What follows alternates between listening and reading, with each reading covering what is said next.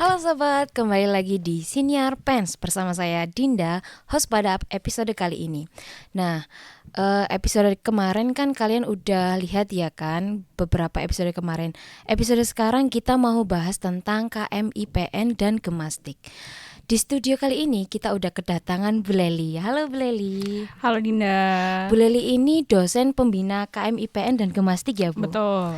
Nah, menurut saya ya Bu, Mm-mm. KMIPN itu kayak lombanya anak informatika gitu Bu. Gitu kayak. Iya. Bener gak sih?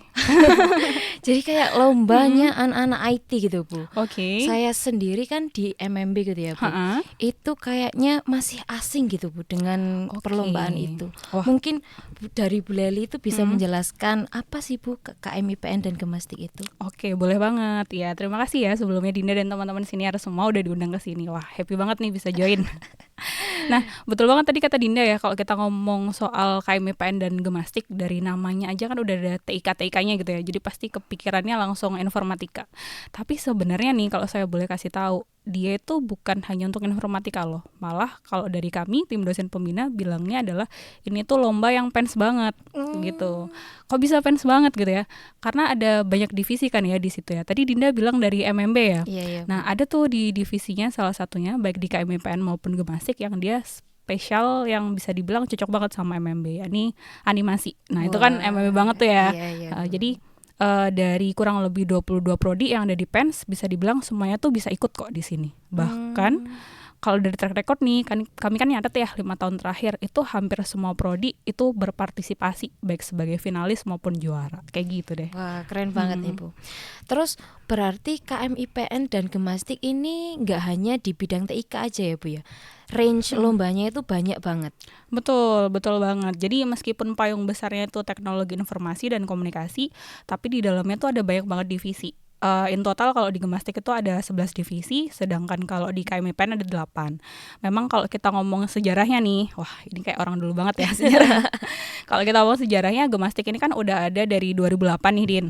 Nah di 2008 itu ada 11 divisi, mulai dari divisi yang animasi, tadi saya mention, ada juga keamanan siber, ada juga pemrograman, ada juga yang kayak IoT, kota cerdas, UX design kayaknya nggak cuma IT juga ya. Di MMB kayaknya dapat juga kan ya. Iya, Bu, Teman-teman ada. TRM juga ada yang pengembangan aplikasi permainan. Nah, apalagi tuh kita ada game tech ya. Wah, itu kita pernah juara 1 loh di situ. Wah. Terus ada juga yang kayak seperti bisnis TIK. Bisnis TIK itu kan hampir semua prodi ya bisa ikut. Ini surprisingly-nya juga 2 tahun terakhir kita dapat juara 1 loh di Gemastik bisnis TIK tuh. Wah, keren banget nih Bu. Terus kalau di PEN sendiri kan katanya Bu Leli sudah menang beberapa kali ya Bu ya. Betul, alhamdulillah. Saya lihat loh Bu di Oh, iya? postingannya PENS itu PENS menjuarai KMIPN 5 tahun berturut-turut. Betul banget. Alhamdulillahnya jadi sejak KMIPN ada nih tahun 2018, waktu itu host pertamanya kan di PENS ya, kebetulan di Surabaya, itu kita dapat juara umum. Dan track recordnya sejauh ini masih clean streak ya teman-teman ya. Masih biasanya kan hat trick ya 3 kali berturut-turut ya. Ini kalau 5 kali apa ya berarti ya? Alhamdulillah masih awet nih pialanya di PENS. Dan itu pun kemarin tahun lalu kan penyelenggarannya di Surabaya juga, total ada 32 politeknik yang terlibat dan alhamdulillah kita masih dapat rezeki juara 1. Tapi kalau boleh flexing dikit nih, boleh ya? Boleh Bu. Kalau boleh flexing dikit, kalau KMIPN kan sebenarnya kompetisinya itu sama-sama bidang TIK juga, divisinya juga ada banyak, tapi pesertanya kan hanya terbatas mahasiswa Politeknik Nasional. Nah, kalau di Gemastik ini karena penyelenggaranya dari Puspresnas, Kemendikbud, jadi pesertanya tuh nggak hanya politeknik, Din, bisa teman-teman dari universitas, institut, sekolah tinggi. Jadi misal nih tahun lalu 2023 itu kan penyelenggarannya di Malang ya, itu ada total 316 universitas dan perguruan tinggi yang terlibat. Dan di situ alhamdulillahnya PENS kita bisa dapat juara 4. Wow. Kita dapat 1 emas, 1 perak, sama 1 perunggu di situ.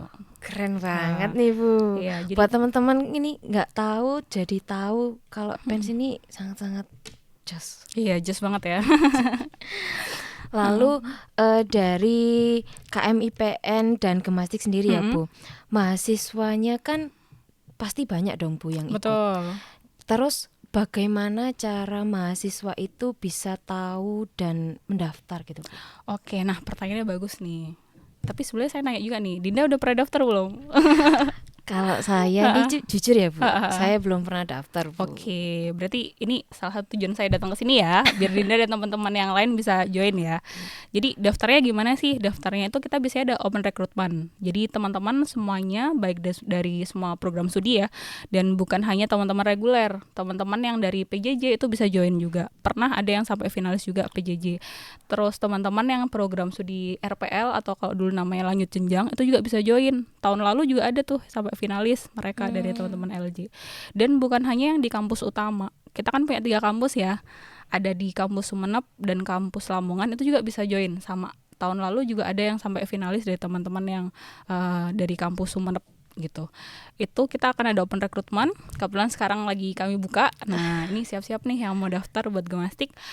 Nanti bisa langsung daftar di link, mungkin nanti linknya bisa saya titipkan ke deskripsi podcastnya Bu, Siniar ya nanti ya. Nanti tulis di sini, deskripsi Bu. ya. Di situ bisa submit seperti draft proposal kayak gitu, karena memang KMIPN sama Gemastik ini rata-rata dia sifatnya adalah karya, pengusulan karya. Jadi ngusulin dulu draft proposalnya apa.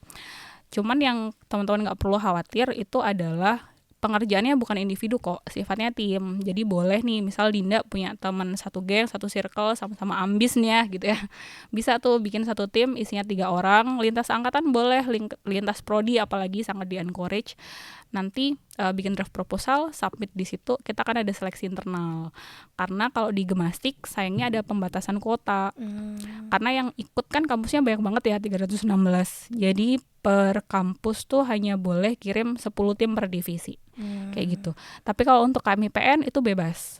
Siapapun mau ikut silahkan, semuanya akan kita kasih istilahnya pendampingan gitu ya, inkubasi. Nanti siapa yang lolos babak final kita inkubasi lagi kayak gitu. Lalu nih Bu, katanya Bu Leli tadi kan semua mahasiswa di PENS bisa ikut. Betul banget. Nah, berarti kan cabangnya itu ada banyak, Bu. 100. Berarti boleh dong Bu dijelasin apa aja cabang lomba-lomba yang ada di KMIPN dan Gemastik. Oke. Tadi sempat di-spill dikit-dikit ya. Jadi mungkin kalau boleh kita mulai dari Gemastik dulu ya, karena Gemastik ini yang lebih senior. Gemastik ini total ada 11 divisi, Din. Nah, dari 11 divisi itu trivianya nih, kita ada 9 divisi yang udah pernah lolos finalis, di mana 7 divisi di antaranya itu kita udah pernah dapat juara di situ. Divisinya apa aja? Beberapa divisi yang sangat spesifik di PEN seperti animasi tadi saya mention bisa didaftar, misal teman-teman MMB atau TRM, bahkan yang prodi lain yang punya minat di situ juga boleh. Terus ada pengembangan aplikasi permainan, itu sangat game tech banget, tapi anak non game tech boleh daftar nggak? Boleh banget. Ada juga UX design atau desain pengalaman pengguna. Ini yang saya tahu memang kalau di kurikulum PENS tuh ada di beberapa prodi ya. Di IT ada, di MMB juga ada, di TRM juga ada, di Game Tech juga ada. Boleh tuh implementasikan apa yang ada di perkuliahan untuk di lomba tersebut. Terus ada juga seperti keamanan siber. Nah, keamanan siber kan kalau kita ngomong di PENS banyak ya prodinya ya. Anak Telkom juga belajar, anak TRI apalagi gitu ya. Anak IT juga, jadi banyak. Terus yang sering banget itu juga adalah Piranti Cerdas dan sistem embedded. Itu banyak kan sekarang kalau kita lihat. Kalau dilihat dari trennya, teman-teman dari teknik komputer, teknik mekatronika, teknik elektronika itu banyak yang join ke situ. Karena sebenarnya makin ke sini tuh hampir semua prodi bisa tuh diintegrasikan ke kecerdasan buatan. Ada juga pengembangan perangkat lunak, terus ada bisnis TIK. Nah, ini semuanya bisa ya, teman-teman yang udah punya bisnis bisa join. Terus juga kita punya ada karya tulis ilmiah bidang TIK. Karya tulis ilmiah bidang TIK ini semua prodi bisa, asalkan dia ada unsur TIK-nya. Jadi misal teman-teman kalau saya boleh mention dari SPE gitu ya, mereka punya riset nih tentang energi terbarukan, terus nanti diintegrasikan ada sistem IT-nya gitu ya, itu boleh bisa ditulis, diusulkan di situ. Jadi nggak harus yang benar-benar IT murni. Seperti itu. Itu kalau yang di Gemastik. Terus kalau misal yang di KMIPN, more or less divisinya kurang lebih sama. Cuman bedanya tidak semua divisi di Gemastik ada di KMIPN. Contoh di pemrograman di Gemastik kan ada, di KMIPN nggak ada. Terus kayak UX design sayangnya juga adanya cuma di Gemastik. Terus juga seperti pengembangan perangkat lunak, Kalau di Gemastik ada nih pengembangan perangkat lunak. Kalau di KMIPN namanya hackathon. Apa itu, Bu? Nah, hackathon ini yang menariknya adalah biasanya kan karyanya udah jadi terus dilombakan gitu ya. Tapi kalau hackathon ini enggak. Jadi kayak ketika daftar karyanya itu masih setengah jadi nih, Din. Nanti ketika babak final, teman-teman ini di-challenge untuk bisa menyelesaikan tantangan dari juri dan menyelesaikan codingnya dalam waktu ya kurang lebih 24 jam lah kayak gitu. Wow. Jadi live code gitu. Itu harus ekstra gitu ya, Bu. Tapi anak-anak pens kan jus semua ya. Oh iya, tentu, Bu. Ya, alhamdulillah ya bisa lah. Lalu kemulaan pens ikut serta dalam perlombaan Gemastik maupun KMIPN itu mulanya gimana, Bu? Oke. Wah, kalau Gemastik memang cukup panjang ya. Kan dia pertama kali ada tuh tahun 2008. Nah, sayangnya ini saya pengakuan dosa dikit nih.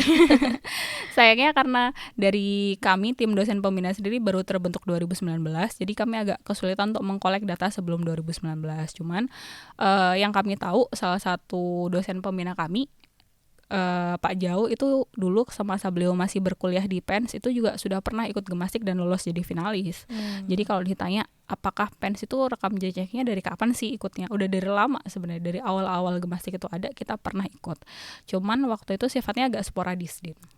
Sporadis tuh maksudnya gini, emang anak yang emang pengen ikut atau mungkin dosennya yang mengencourage gitu ya.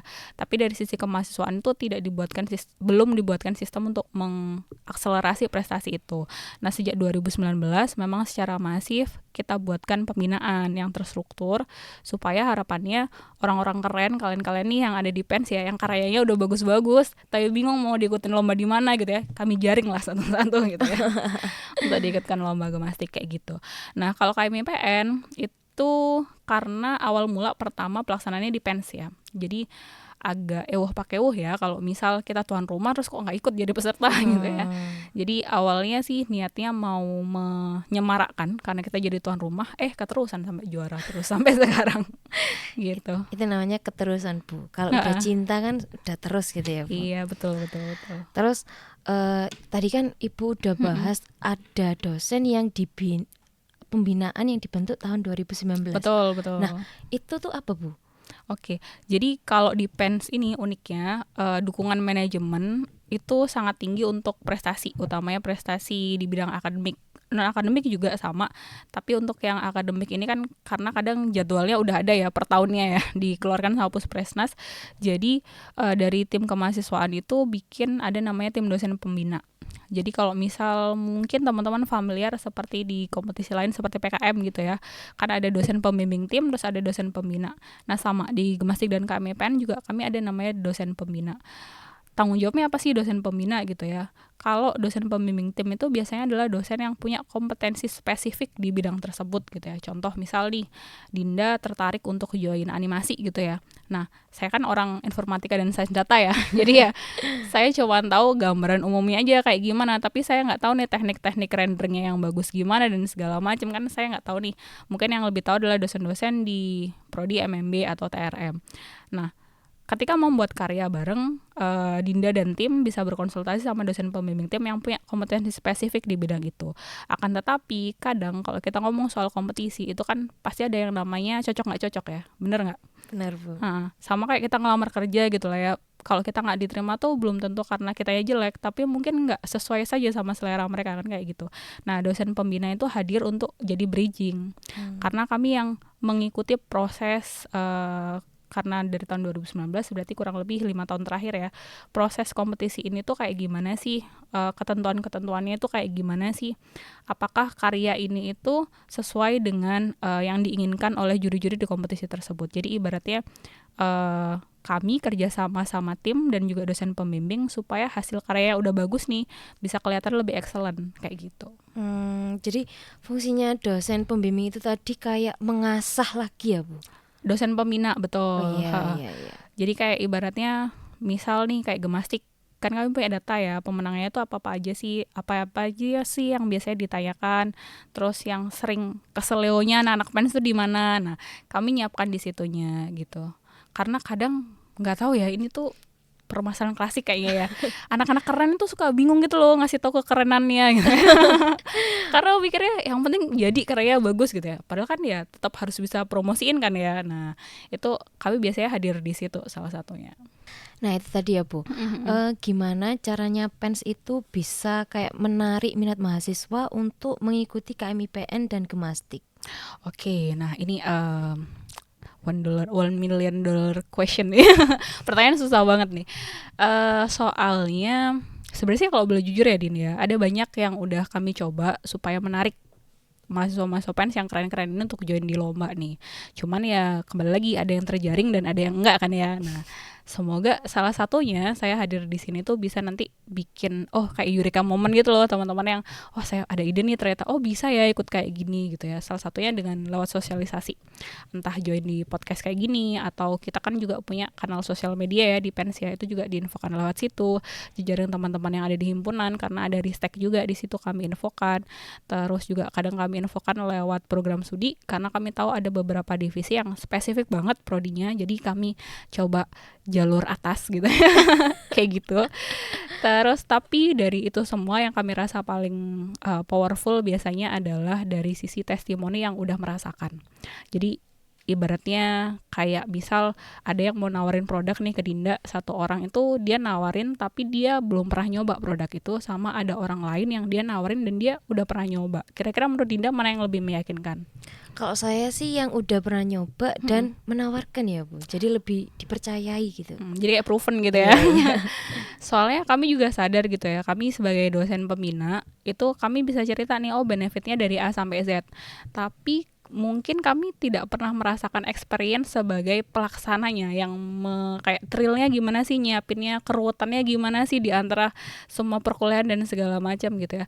Makanya kami mencoba menjaga hubungan baik dengan bisa dibilang alumni gitu ya dalam tanda kutip yang udah pernah ikut Gemastik KMIPN baik sebagai finalis maupun juara, supaya nanti mereka nih yang bisa cerita ke adik-adik kelasnya, ke teman-teman seangkatannya bahwa mereka udah pernah ngerasain dan tahu sendiri manfaatnya apa gitu. Jadi apa yang kami sampaikan tuh nggak lagi kedengaran gombal ya, karena mereka udah ngerasain sendiri kayak gitu sih Din. Jadi kayak pengalaman dari yang sudah dulu-dulu gitu ya Bu? Betul banget. Jadi selain podcast ini promosi tipis-tipis boleh ya? Boleh Bu. Kami biasanya sebelum ada kompetisi gitu ada sosialisasi Dinda. Sekarang kan yang sedang ongoing mau dibuka itu ada Gemastik teman-teman. Nanti insya Allah kita akan ada sosialisasi lewat daring di tanggal 4 Maret ya. Jadi silakan nanti kalau mau tertarik minimal pengen tahu dulu gambarannya kayak gimana sih lombanya, itu bisa join di sana.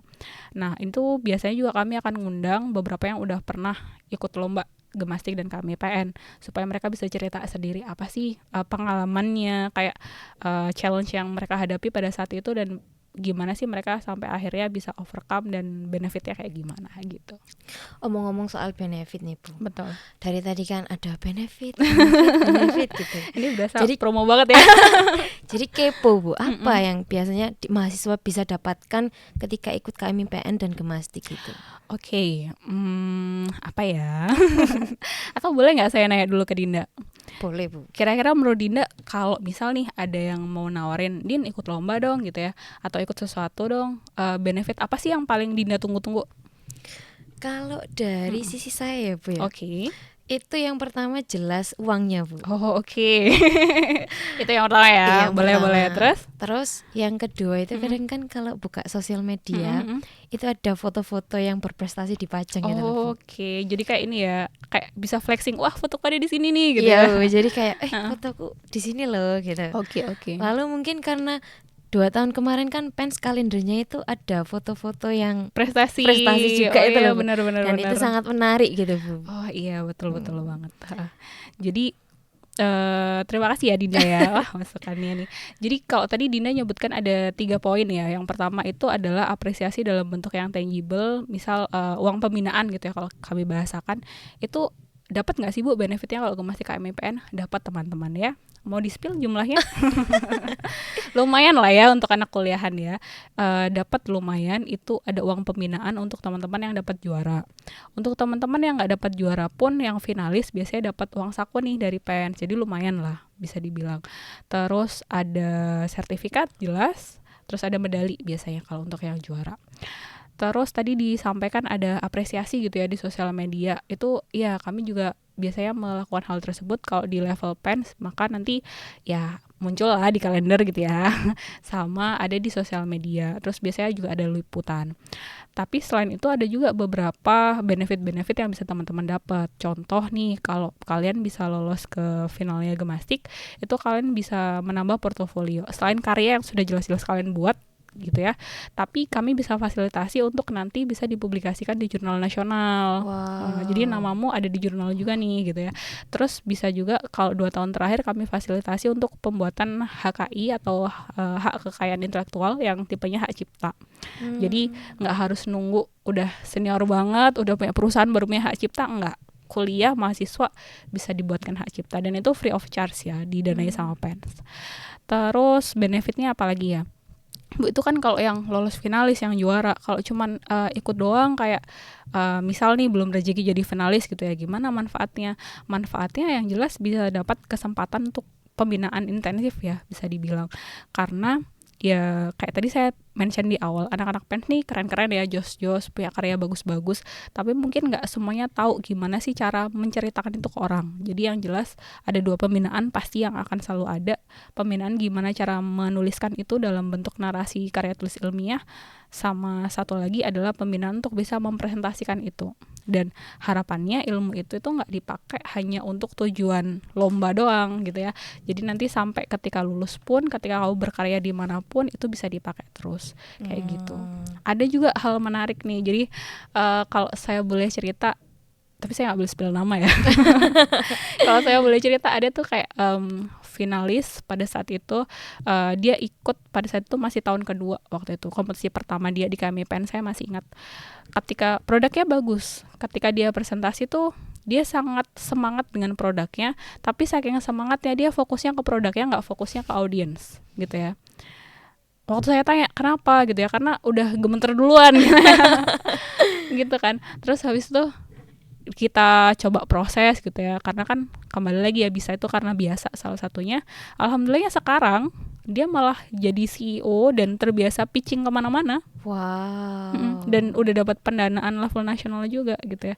Jadi saya nggak bilang dia jadi bagus hanya karena Gemastik dan KMPN ya, enggak. Tapi yang kami mau highlight adalah proses bertumbuh. Dengan minimal kalian daftar, ikut prosesnya, itu ada hal-hal intangible yang bisa mendukung kalian untuk bertumbuh sebagai individu kok. Dan insya Allah akan bermanfaat untuk kalian kemanapun ke depan kayak gitu.